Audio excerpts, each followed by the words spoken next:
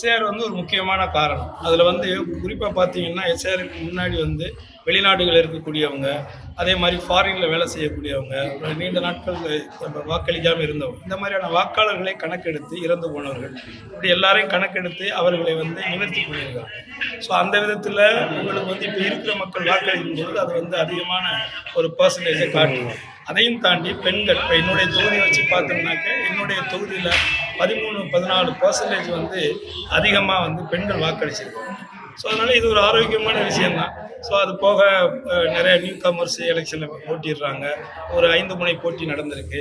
So வாக்குகள் பிரிஞ்சிருக்கும். அதனால் ஏற்கனவே திராவிட முன்னேற்றக் கழகத்தினுடைய நிரந்தரமாக அந்த கொள்கையின் பிடிப்பால் இருக்கக்கூடிய மாநில சுயாட்சி காப்பாற்றப்படணும், தமிழர்களுடைய உரிமைகள் பாதுகாக்கப்படும் நினைக்கக்கூடிய தளபதி தலைமையிலான ஒரு திராவிட முன்னேற்றக் கழகம் அதை கடந்த ஒரு 23 மதசார்பற்ற ஒரு மாநிலமாக, ஒரு சுயமரியாதையான ஒரு மாநிலமாக, ஒரு தன்னெழுச்சியான தன்னுடைய வருமானத்தின் வருவாயிலிருந்து மக்களுக்கான நலத்திட்டங்களை செயல்படுத்தக்கூடிய ஒரு முதலமைச்சராக இருக்கக்கூடிய காரணத்தினால் கொள்கையின் பிடிப்பில் இருக்கக்கூடிய அந்த 23 கூட்டணி கட்சிகளுடைய தோழமையோடு நிச்சயமாக மீண்டும் 200க்கும் மேற்பட்ட தொகுதிகளிலே வெற்றி பெற்று ஒரு அசுர பலத்தோடு ஆட்சியை மீண்டும் அமைப்பார் அண்ணன் தளபதி ஸ்டாலின் அவர்கள் அப்படிங்கிறது என்னுடைய ஆழமான ஒரு நம்பிக்கை, என்னுடைய கருத்து.